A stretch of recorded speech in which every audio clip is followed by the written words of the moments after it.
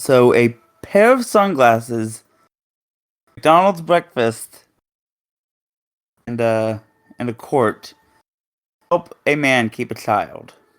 This is a spoiler to a 1999 movie. Fucking what? Oh, what's the name of this movie? Oh my god. Is it I'm happy someone's fucking got it. It's Big Daddy. It's Big Daddy. It has Adam Sandler in it. It's Big Daddy. That was Big Daddy. Yes! And this is the What the Condor podcast. Welcome to the What the Condor podcast, everybody. I am Surf and Flea, twitch.tv/Surf and Flea with 2 A's. To my left, in the studio, we have got the man himself, the looker man, the game reviewer man, Nasty Nate. And then to my right, in the studio, the mayor of Moronville, the sheriff of Stupid Town, we have the Condor 13. And on the boards, we have Kyle. He's literally just standing on the board. Oh my god. Aaron, dude, I love your fucking energy right now, man. I'm feeling it, man. Today, today's a good day. Today's a good day. It is a good day. But it's Frank Ocean Day on the What the Condor podcast. It is. It's Frank Ocean Day. We'll get to that later. But I love the WWE vibes I got from your intros. Is Frank Ocean like the fifth ocean? Like we have Atlantic, Pacific. Yes. Moving on. but I love how it was. And we got like so much hype. And then Billy West. And then Kyle was just like that. Yeah, you suck. Yeah, Kyle's just kind of here. Kyle is the boring heel. Wait, hold on. Guys, I don't think his headphones are even plugged in. I only say it because, like, look at the cord. It should be curving down to hook into the jack down there. But it looks like it's just on the earpiece. Dude, I think he's got it wrapped around the headphone. Like the top, like headpiece. Because now that I'm looking at it, I think I can see like the little gold tip of it sticking out from like the middle of his head. Nobody tell him. Just let it be. I don't even. Yeah, no. This is why his job is in jeopardy. What the fuck? I don't know if he did it on purpose. That's like my biggest thing. Carlos, you see him? Yeah. No. Is it? Shh. Carlos, no. Shh. Don't say anything. No, Carlos, don't tell him. Don't tell him. So. And this is why you're the man, Carlos. Anyway, we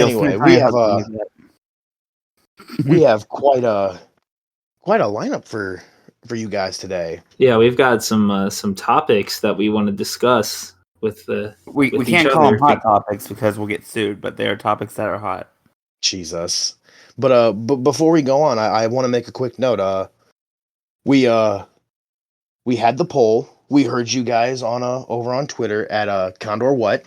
Yes, we did. And we've decided we're going to start extending our episodes a little bit.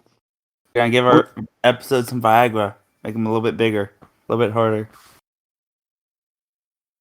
If your What the Condor episode lasts longer than 4 hours, report to your therapist immediately because no one deserves that much Condor. I mean, dude, we put up with it, and that's enough. Yeah, the fact that y'all have to deal with this for just an hour. We should be paying you guys for having to deal with Condor for an hour. Dude, he was at my house for a week. That was fun. I mean, it was very fun. But I had to deal with this for one whole week. My only solace was sleep. Yeah. And how did that make you feel? I mean, brought pretty great. The sleep part? Yes. But what about the Condor part? Is having Condor always there in your house, just knowing that on the other side of that wall, he's there lurking? I mean, it wasn't my firewall. Too bad. I mean, I only caught him lurking on the end of my bed once, and it was the first night. Oh, that's the only And- time he caught me good. Oh, Just never Hey, played. yo! I need more mousetraps. Now, see, I thought you learned your lesson when I fucking kicked you in the face. Condor Snake learning in the face. lessons. I mean, These words at school, I fair, didn't learn lessons there. fair, dude. Neither did I.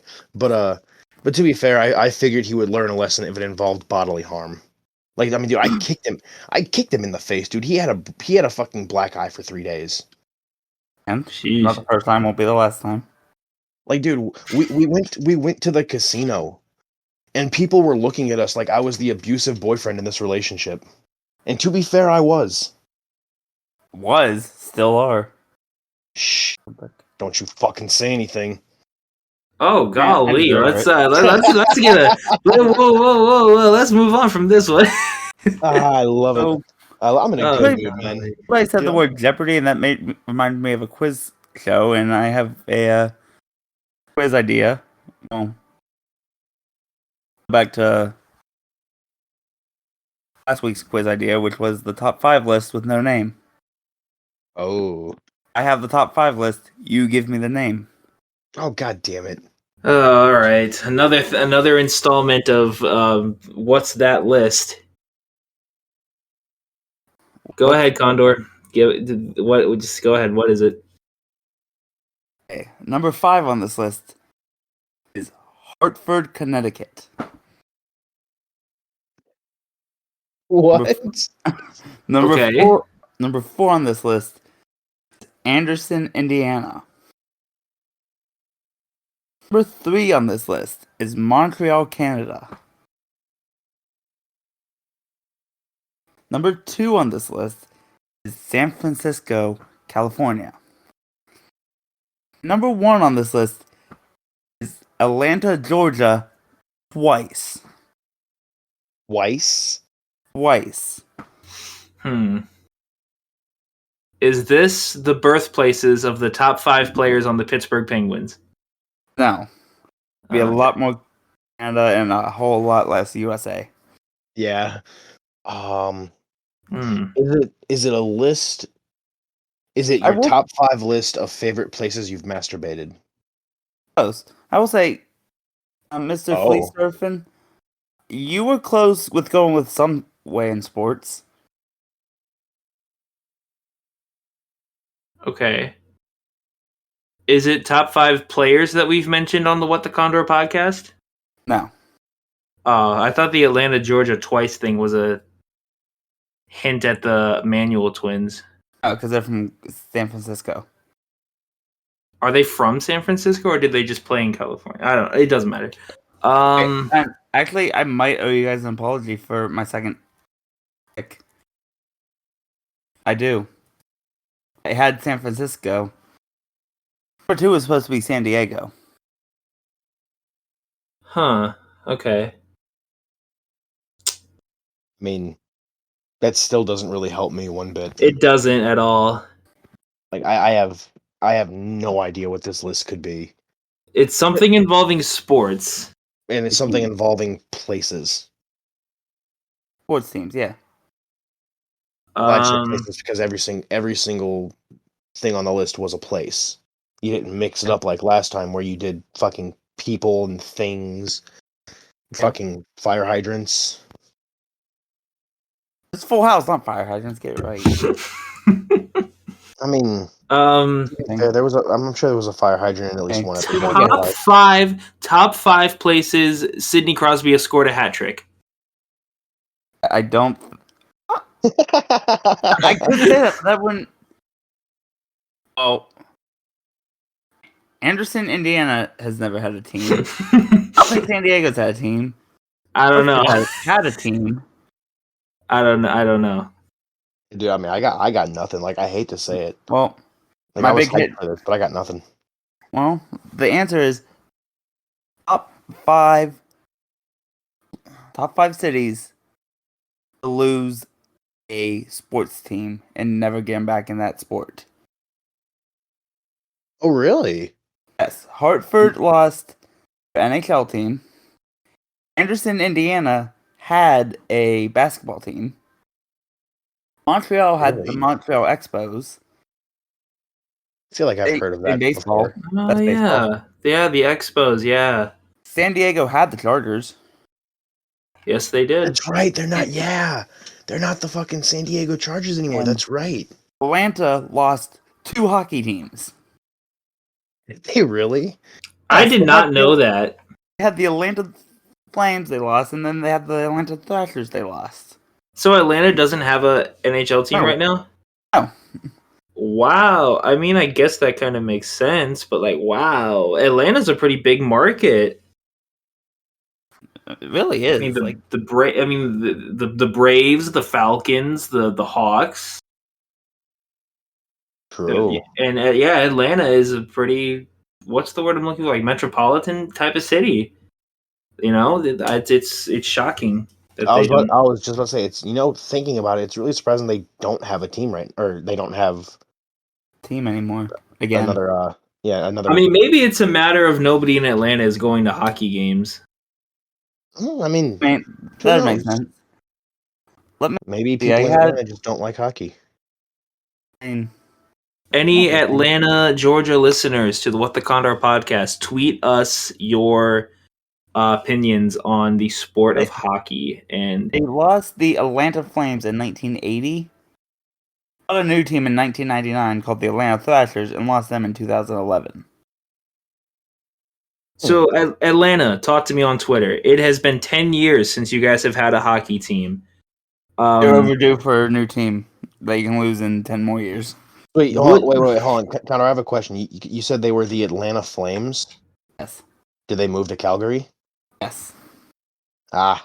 Wow. I did a hockey smart. I'm proud of myself. Yeah, hockey smart.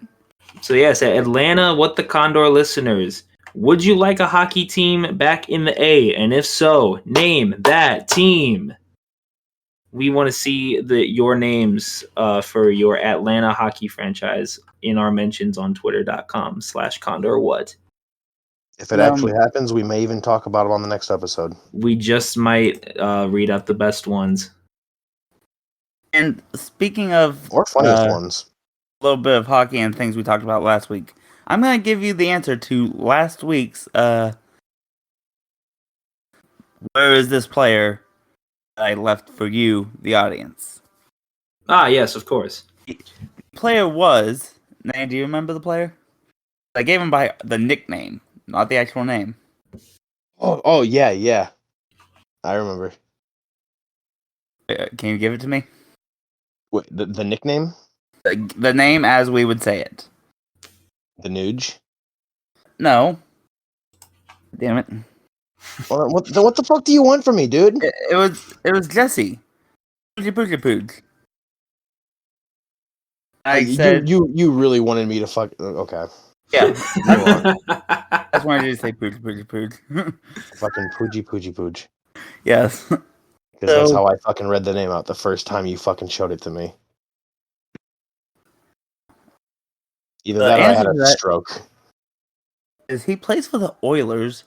His name is Puvu Varvy or like I can't even get it right if I'm trying. It's like Puyu Varvy. It's a made up name. Puyo Yarvi. Can't do it. What? Yalvi? I'm looking up the roster for the Edmonton Oilers right now. I'm gonna pull up this guy's name for you, and you're gonna give us the correct answer. I guess I can try. I can't, dude. I can't say it. What position does he play? Does he still plays for the Oilers? He just dropped it. He dropped the name in the lounge. Oh, in the Discord. Okay. Yeah. Oh my God. Golly. Now you understand where Pooch comes from. Pooch. Much easier. Let me just see if like Hockey Reference or something has any way to pronounce this name. This man's gonna use the power of the internet to try to figure out how the fuck to say that name. While we're on the concept of names. Okay. Puliarvi?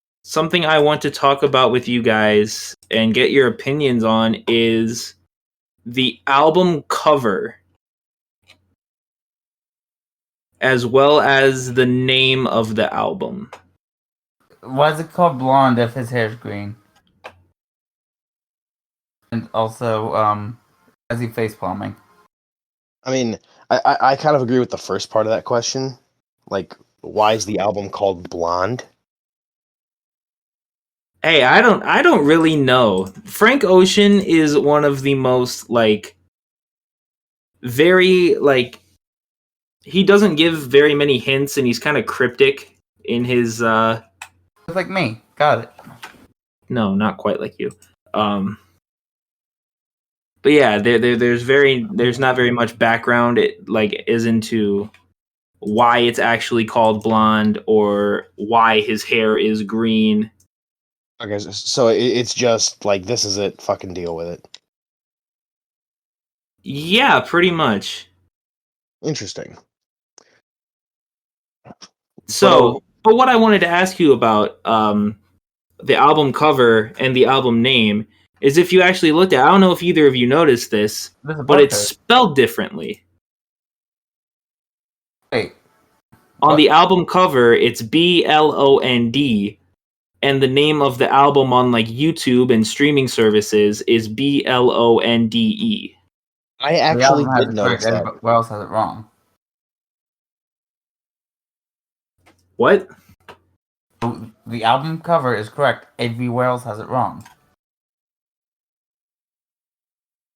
Okay. Okay. I mean, the artist create the album, names it, and spells the name. That's how it's supposed to be spelled. I guess. Yeah, I guess so. So everyone else got it wrong. Way to go, everybody else. So the theory behind the two different spellings of Blonde actually ties into the track Nights. Really? Yes. Frank Ocean's Blonde is exactly 1 hour long,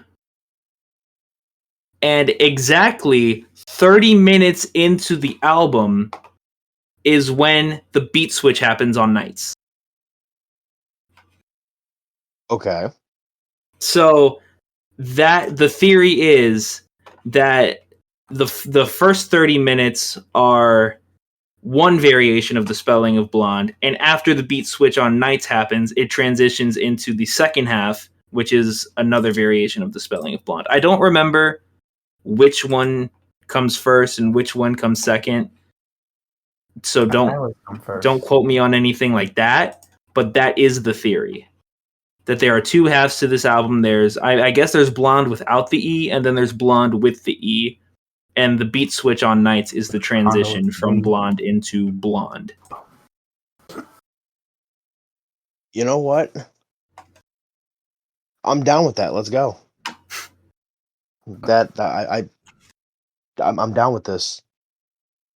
So while we're on the track Nights, I did want to also talk about the beat switch and how, in my personal opinion, this is one of the greatest musical moments ever.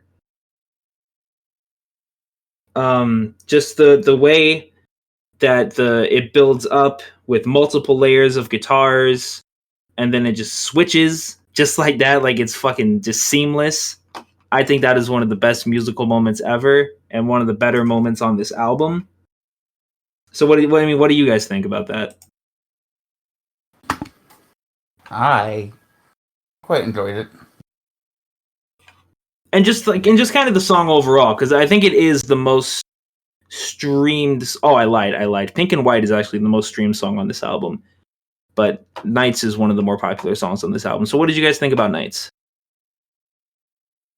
I will say, I enjoyed the album as a whole. Nights, the transition really worked well for me. I did enjoy that too.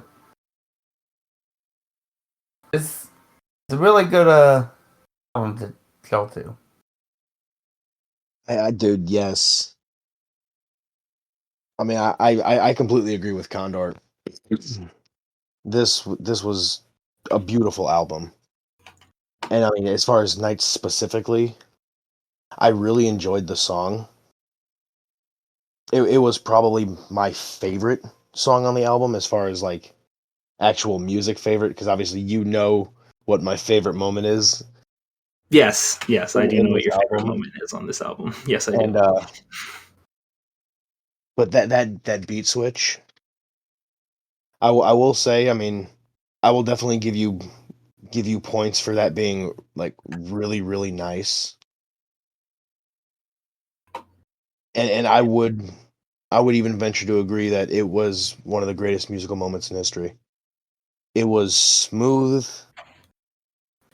The build up, just it I mean, there's no words. It was beautiful. And since we're talking about beats, there's not too many on this album. People a lot of the time kind of confuse or kind of put industrial and experimental in the same category where everything has to be loud and noisy and in your face, but Blonde kind of takes that and flips that on its head. There are only 6 songs on this 17 track album that have drums on them. Nike's Pink and White, Nights, Pretty Sweet, Close to You, and Future Free. The rest of these songs have no drums or percussion on them. Did you guys feel that this was like something lacking in the album, or was it like a big risk that paid off for Frank Ocean? What did you guys think about that? It confused me at first because I just thought Yeah. more music would, like most music has some type of percussion. I mean, yeah, I can tell you, it definitely threw me. But I mean, quite a few things threw me about this album. First one being, I won't lie, I did not know that Frank Ocean was not a white guy. Like just the name like Frank Ocean. Exactly. Like I expected a white guy. Like obviously I didn't care. I still enjoyed it all the same. Of course. It was just with that name, I expected just some white dude, and no, it's a black guy, and I'm just like, oh, okay. So the name Frank Ocean is actually not Frank Ocean's birth name. Surprise, surprise. Yeah. His birth name is Christopher Bro, I believe is how you say it. Bro. Breaux, I believe is how it's spelled. Braux. Yes. So, and the name Frank Ocean comes from Frank Sinatra was in the movie Ocean's 11. Oh, God so damn it. Frank Ocean is where that's where that comes from. Frank Sinatra. You hold up. I've made some stretches to make some jokes before, but that is more of a stretch than anything I've ever done. I'm sorry. Frank Ocean is a fire ass name, though. I love it. It's a good name, but the stretch to get there from where you started, it's like, what kind of fucking? I mean, those are the stretches you have to make to come up with creative genius, I guess. I mean, yeah, but as far as to answer your question about the percussion, I mean, it was a stretch for me at first. Like the first couple songs were, and then I really started to notice that there wasn't like a consistent percussion beat, and I was just like, what the fuck? But I just kept listening, and I would find myself just sitting on my couch, just vibing to the song, even though there was no beat whatsoever. Right. Or no percussion. I did not like this album for 3 years after it came out because of the lack of the production. Production? What? Wait. The lack of drums. The lack of drums. It sounded like you said production instead of percussion. Yeah. My fault. But no, you're good. Just because of the lack of drums, when this album came out in 2016, I did not like this album until around 2019. I mean, that's fair. And I think that also has to do with the boundaries that the genre bending that Frank Ocean did on this album to kind of make it timeless in that it's aged so well. I mean, yeah. This album still sounds like it could have come out today, which I mean, it came out only 5 years ago, but Which really isn't that long ago, but it's it feels really like not. forever If you ago. 2016 feels like so fucking long ago, especially because we just came off the last 2 years being in a global pandemic. But we won't go on about that. We're not going to get political on here. No, we leave that for the outside world. In here, it's just the three of us and our stupidity, and then Kyle and Carlos. And Kyle's here sometime. I mean, Kyle's always Sure. here, but he's never here. Sure, Carlos is here more than Kyle. I mean, yeah. So, in terms of favorites and least favorites, what would you guys go for? I personally go for White Ferrari. As your favorite track on the album, Yeah. My Ferrari? Okay. I was able to vibe with it.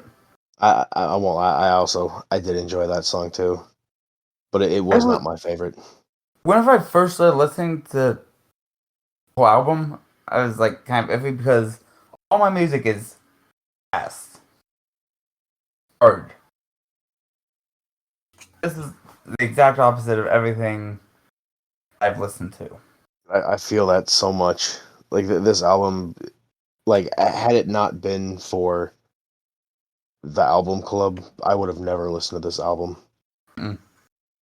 Like I'm all about. I got two things. I've got rap, and I've got fucking video game music. Because I'm your typical white dude who's a gamer.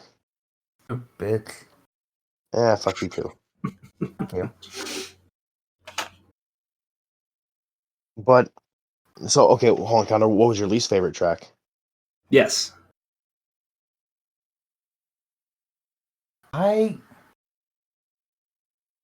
It may just be because it was early in. Nikes did not stick with me. I honestly feel that. I feel that because this is my favorite album ever, and I completely understand why people don't like the track Nikes. And when it comes to ranking this album, Nikes is lower on my list, and it is because of the vocals, the vocals editing. Them being so pitched, so high pitched, and for them to go on for as long as they do, I understand why people would not be too high on that song in particular. I mean, for me, Nike gets a high rating because it was funny. I don't know if it was meant to be funny, but there were a couple lines in there where like I couldn't help but start laughing. Because when I'm listening to the lyrics, I'm listening to the beat, I'm listening to everything. Right. So vibing along with the song and then hearing the lyrics, like dude, I cracked the fuck up. I fucking scared my girlfriend one time when I did it. At least I think I did. I think I woke her up. Could be wrong. She may have just talked in her sleep. I love you, baby. Because she's gonna listen to this. Oh yeah. Shout out to Brittany. If we're giving out names, I'm sorry. I just realized. No, you're good. You're good. You're good. But okay, Condor gave his. Nate, what about you? What would you say? All right, for me, my all-time favorite is actually Nights. I loved the song overall. Mm-hmm. I have to say I probably vibed to this song the hardest out of all of the songs on this album. And my least favorite, just fucking immediately, that Facebook story. It's a minute and 9 seconds of just fucking bullshit. That's fair. But what about like a song that's like actually like not just some not including Facebook story and Be Yourself? What would you say is your least favorite? Okay, excluding the songs that didn't even pass 3 minutes. I really gotta think for a second because like I enjoyed a lot of this album.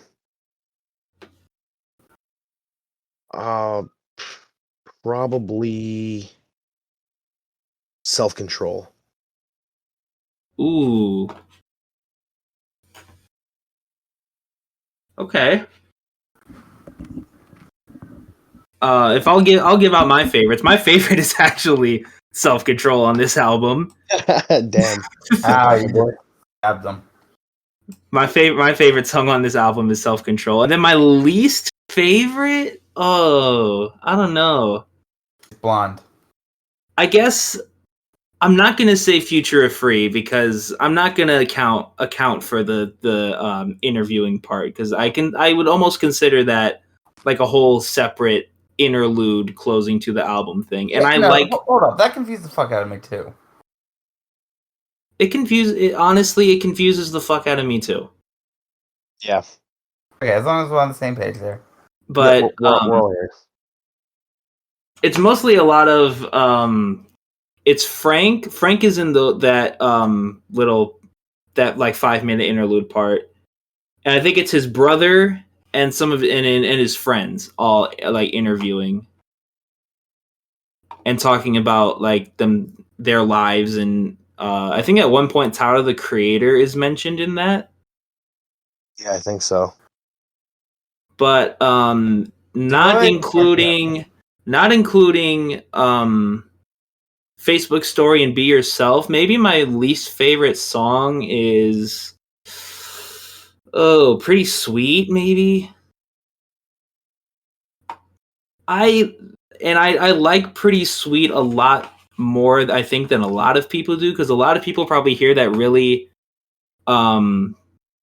the intro to that song right after the Andre 3000 verse and just immediately think that shit is garbage. Which, I mean, again, it makes sense, but yeah, just in terms of everything else, I think just everything else on this album is just so fantastic that, yeah, Pretty Sweet kind of has to be at the bottom for me. That's fair. Seems pretty sweet. I would ask you guys about what your favorite feature is, but there are only like a handful of them.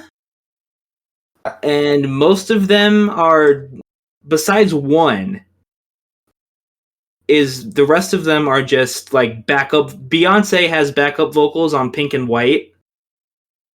And Pharrell Williams is actually the producer on that track. On the chorus of Self Control, the second one, there is rapper Young Lean.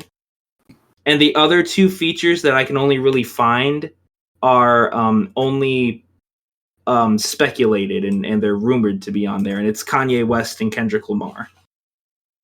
Kanye is allegedly on White Ferrari, and Kendrick Lamar is allegedly on Skyline 2.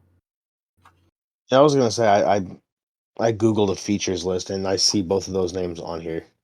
So really the only feature that I can only really like count as like a feature as like somebody that really contributed like a more than backup vocals or a chorus one time is Andre 3000 from Outkast on the solo reprise. I'm gonna be honest, like 75% of those names you mentioned, I did not know who they were. Heard of Kanye. Heard of what you just said. Andre 3000, thinking it's not good. Then heard of Beyonce, but I don't think I've ever heard any of her music. I was about to say, I hope you've at least heard of Beyonce. So I had to say, well, That's a big. Beyonce. That's a big. So this is like the one feature on the album. How do you guys feel about 3 Stacks on this album? Who? Andre 3000. You can't just change the name and make me think it's the same name. And you know, bro, I won't even cap. I don't remember which song was he even on. It's the solo reprise between Nights and Pretty Sweet. Oh. Yeah, the rap verse that he has solo that I can see under the skirt of it. And yeah, that's Andre 3000. Oh, dude, that was fucking dope. Yeah, I thought it was really good too. I enjoyed the fuck out of that, dude.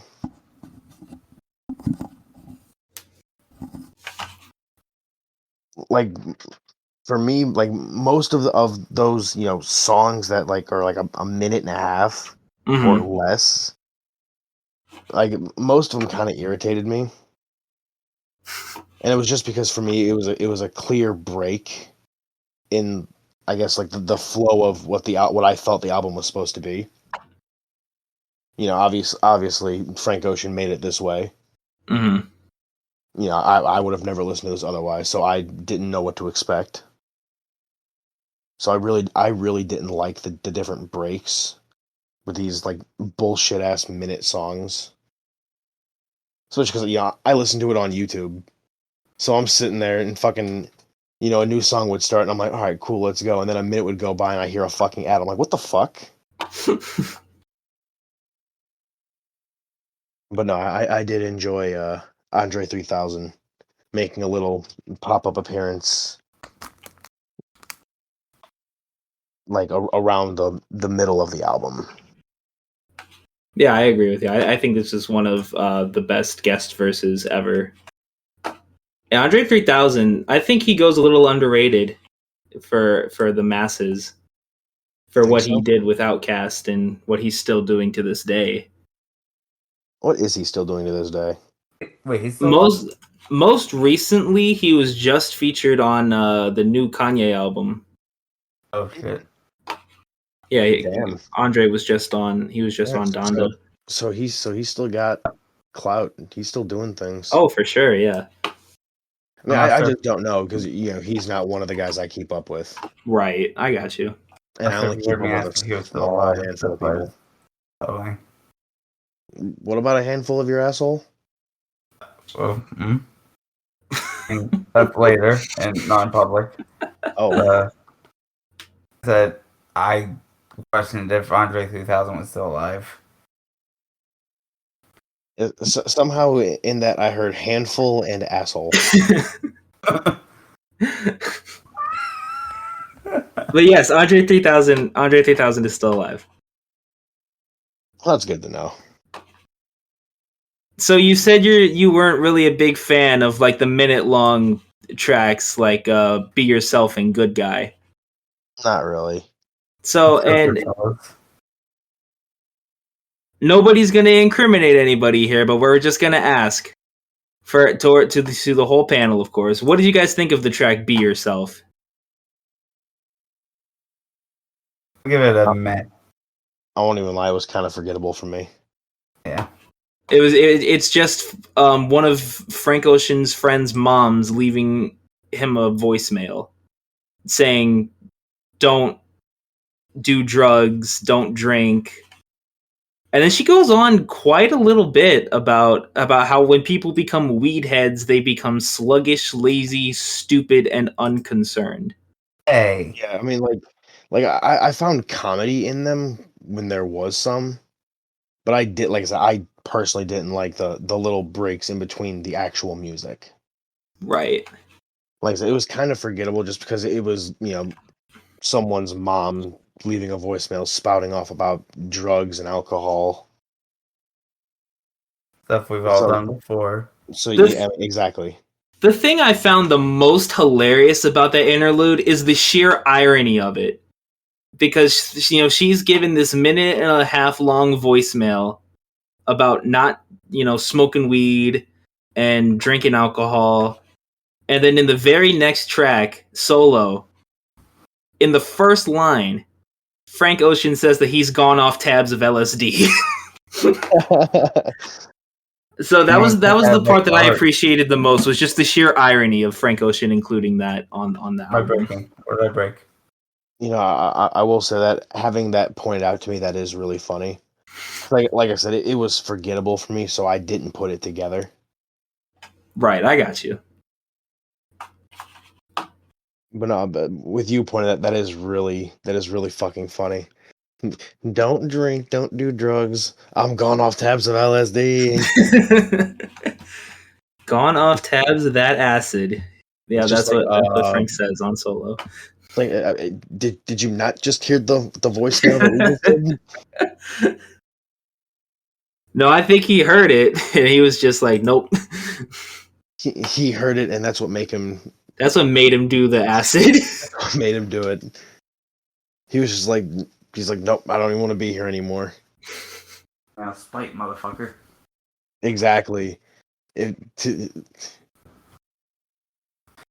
He decided to spite whoever's mom that was. He was like, "Fuck you! I'm gonna take LSD." So, That's pretty funny.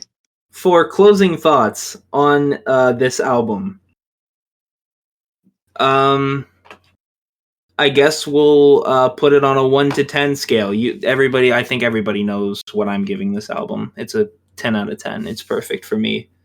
But I kind of want to know what everybody else would give it and why. One of you can go first. I don't really care who goes first. I'll go ahead and go first. Okay. Just 1 second. Yeah, no problem. Had to clear my throat. But overall, I'm gonna give this album. I'm gonna give it a 7 out of 10. Okay. And I mean, for the most part, we know my reasoning. I've pretty much put it out Right. during this entire review. But the minute long songs, or quote unquote songs, really threw me off. And I mean, I really you kind of put me on the spot when you said besides the minute songs, because I mean, I really enjoyed every single song on this album. Right. Like, you put me on the spot, I had to say something. Mm-hmm. Yeah, no, I get you. Yeah, because like I vibe to everything except for majority of the minute songs. Like I said, I did Right. enjoy the solo reprise, Mm-hmm. but I think that was probably the only one, except for Now, because you pointed out the irony in Be Yourself in Solo. Mm-hmm. Man, overall, I really enjoyed this. So 7 out of 10. Okay. Condor, if you don't stop making that noise in my ear. Yeah, what the fuck is that? I'm having a great time, guys. He's doing his best Hannibal Lecter. Wait, what about hamster? Yes, because that's what I said. Good God.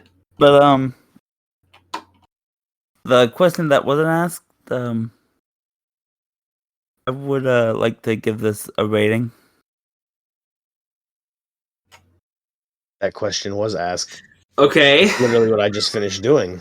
Yeah, go ahead and do that. What, were you just fucking buried in your phone the last 2.5 minutes? It was asked for you, not for me. I didn't want to interrupt your conversation. Okay, fair enough. I can appreciate Fair enough, that. I guess. But go for it, Condor. Give this album a rating. What's your rating and why? Rating? For me, gets a 6 out of 10. Okay. Just because it's, like I've said before, it's different from everything else I listen to. And that threw me off a little bit. I did enjoy it. It was bringing me into a new genre of music. I can totally feel that. I can totally second that. This feels completely different, completely throwing me off. Because it's so different from everything I listen to. Yeah. That makes sense. Yeah, this album, it's a 10 for me. I think there are. You like this album? Shocking, I know. Yeah, but it's almost like you picked it, Condor. I do, although it's hard to say because this is my favorite piece of music ever, but there are some moments that do kind of bog this album down, in my opinion, like the last 5 minutes of Future of Free. Given the first 5 minutes or 4 minutes or so are amazing, I could do without the interviews. I think that's really the only moment that I could really skip on this album, or really do without, to the point where it's okay, let's move on. Song's over. I can shut this off.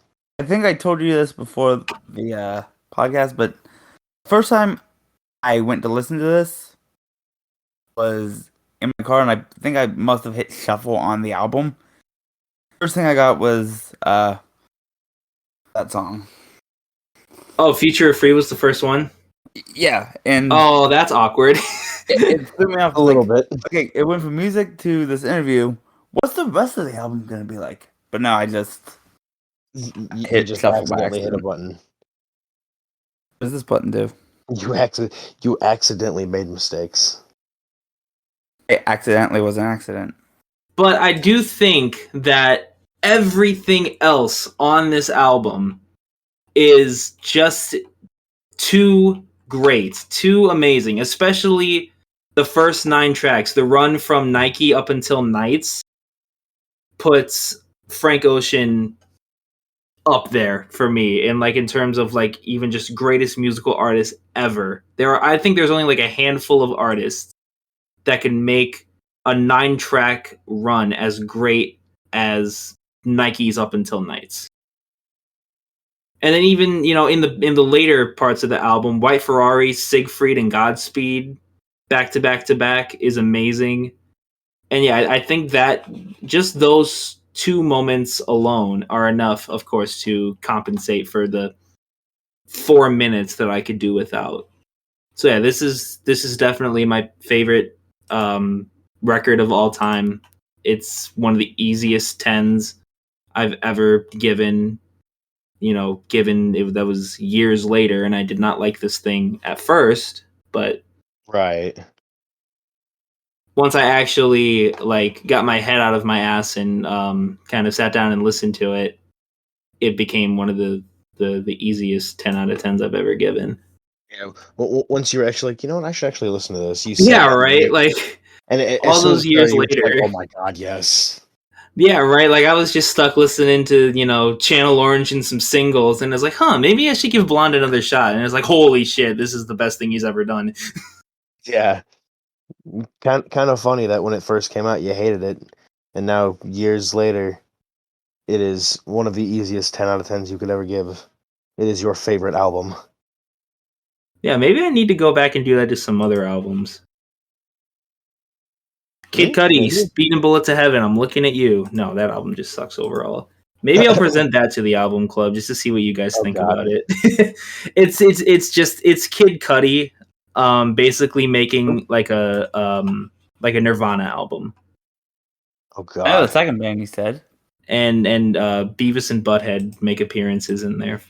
Wait, what? Yes, there are like little sections in between tracks on the Kid Cudi Speed and Bullet to Heaven album where Beavis and Butthead are basically just come in at like the end of tracks, and I haven't heard this album in like 6 years, but I'm pretty sure they just come in and say like, "Whoa, that kicked ass," and stuff like that.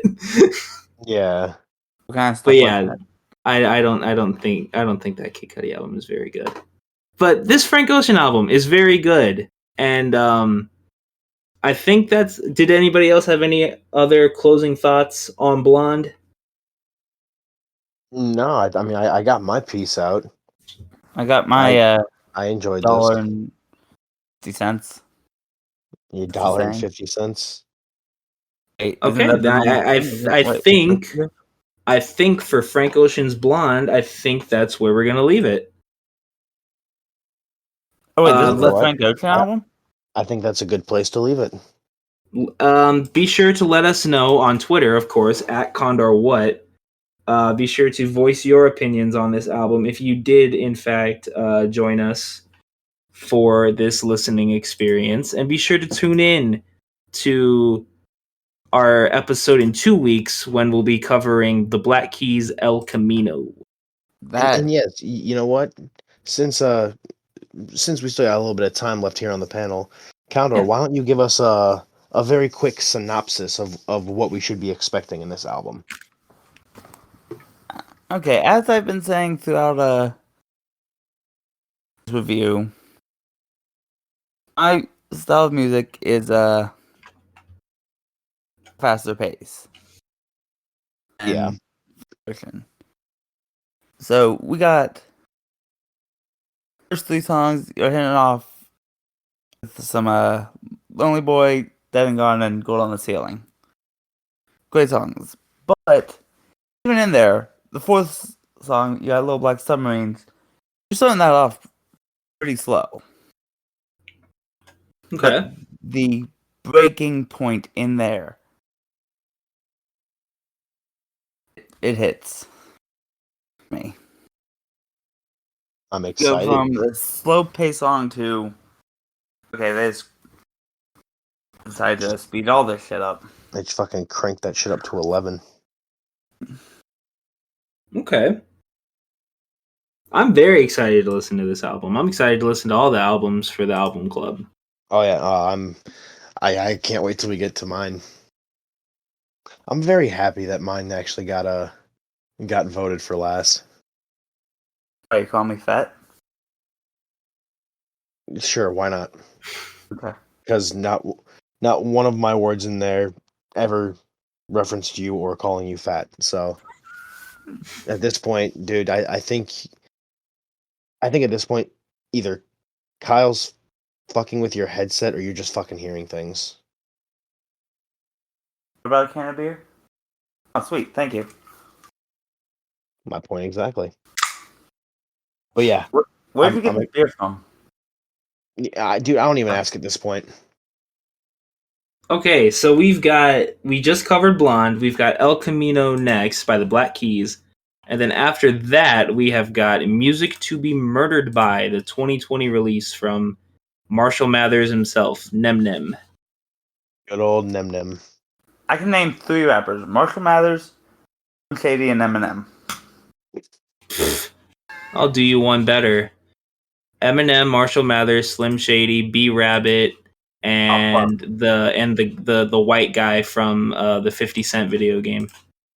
The white guy from the 50 Cent video You game. said 3, or you say you did me 1. You did me 2 better. What the fuck, man? Dude, I mean, he's one-upping his own estimations, bro. You know what? I'll do you one better than that.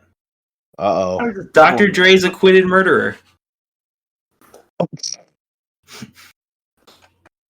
Hey, Dr. Dre is dead and he's locked in his basement. I mean, yeah. This is true.